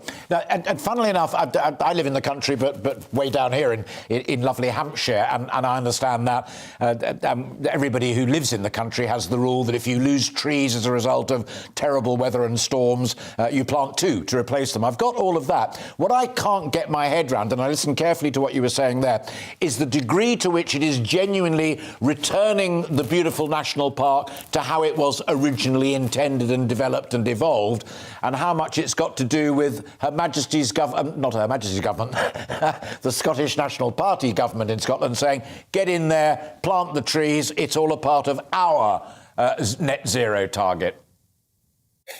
You've got to be realistic about this. I mean, currently the landmass in Scotland is covered by about 19% of trees, which is a lot less than it used to be. But the land use has actually changed in Scotland. There's a lot more farming going on. There's a lot more land management going on.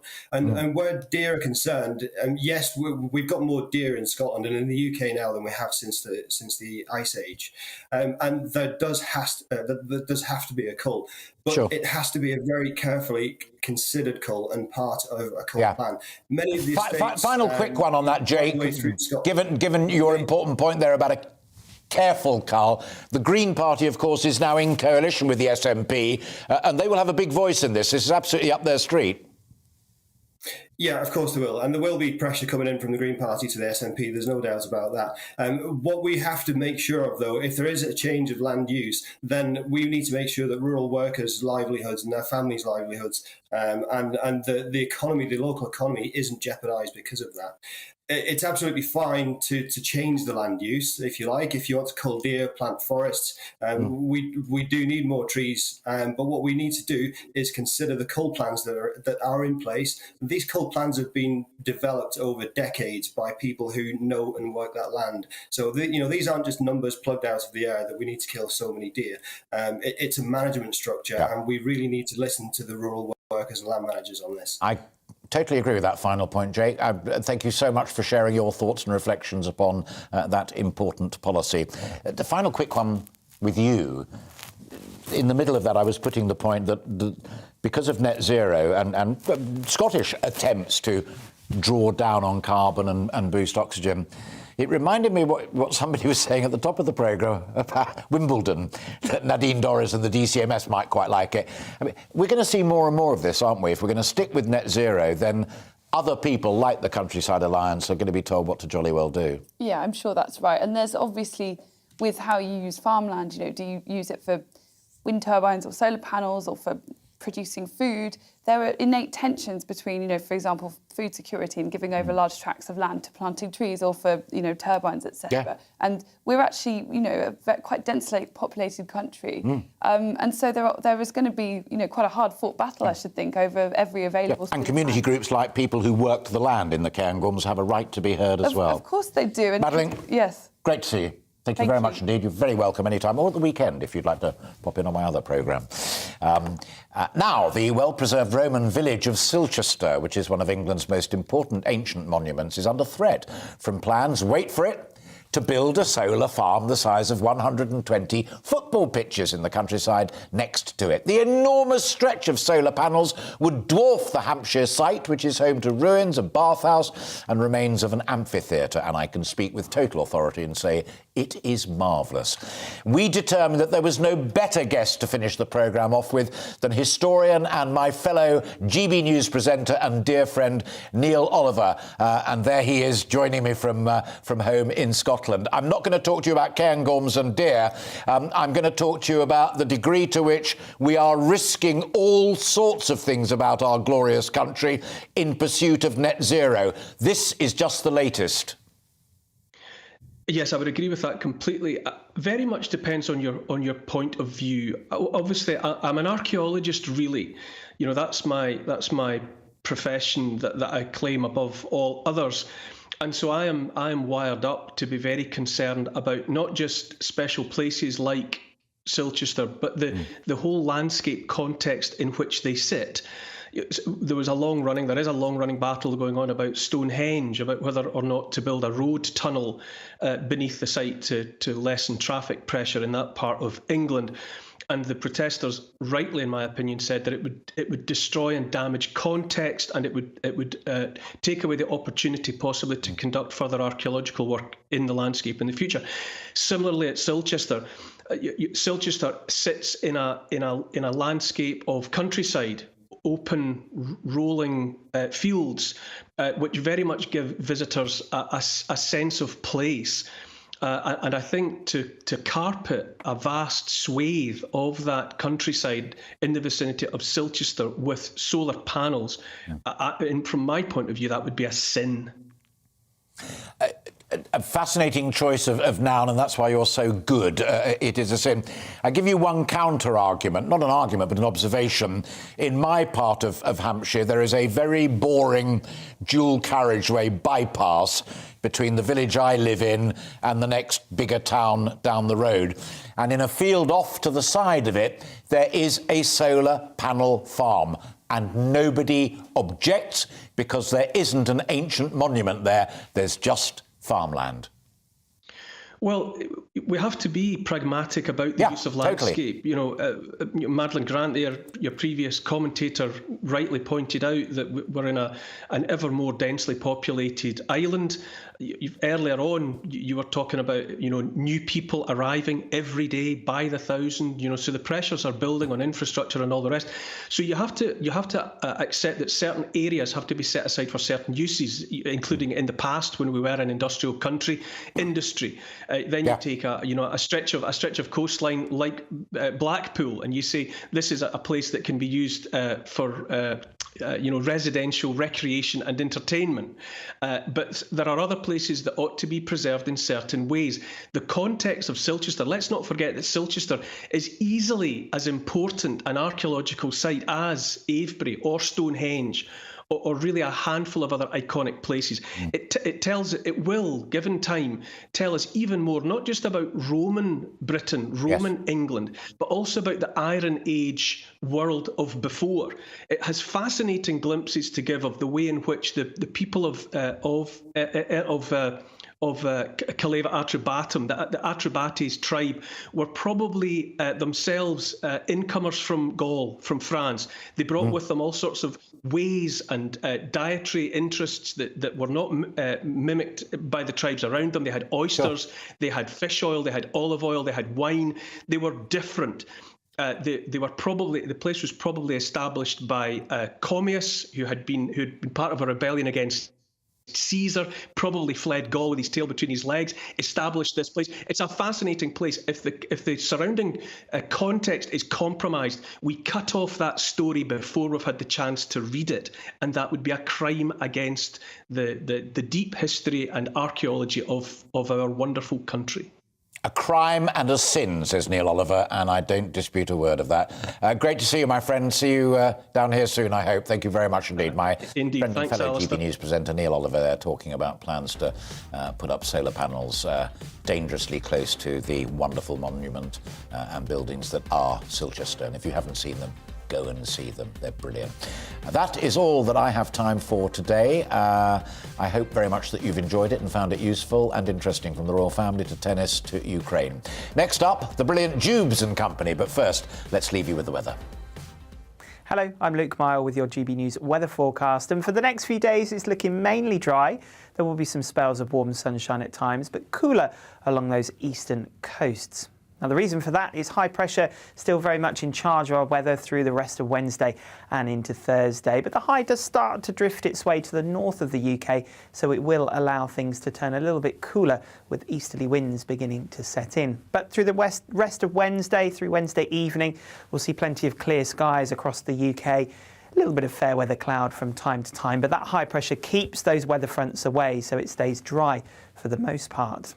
Now, through the course of the night, we will perhaps see a little bit of low cloud drifting in across eastern Scotland. Temperatures here dropping down close to freezing in places, so there could be a touch of frost as well. But for most places, it should just about be frost-free, but it will be a chilly but bright start to Thursday. Now, Thursday itself, another fair day for most places, apart from along some of those North Sea coasts where we will see this low cloud persisting. So for the likes of Newcastle and other coastal areas, we will see temperatures pegged back at just 11 or 12 degrees. But you don't have to come too far inland and further west, and we'll see highs of 17 or 18 degrees. A little bit more cloud, though, through the afternoon for Wales and the southwest of England.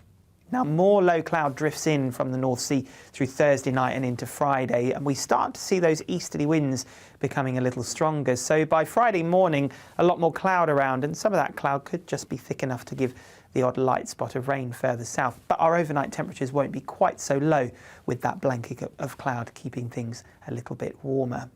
Through Friday then, it's a grey start for some places, but we will see some sunshine through the day. Best of the sunshine likely to be for Western Scotland, Northern Ireland and the north and west of England and Wales. But further south, where we've got more cloud, we could see 1 or 2 spots of rain. And it stays fairly cloudy with the further risk of showers into the weekend across the south. Bye-bye.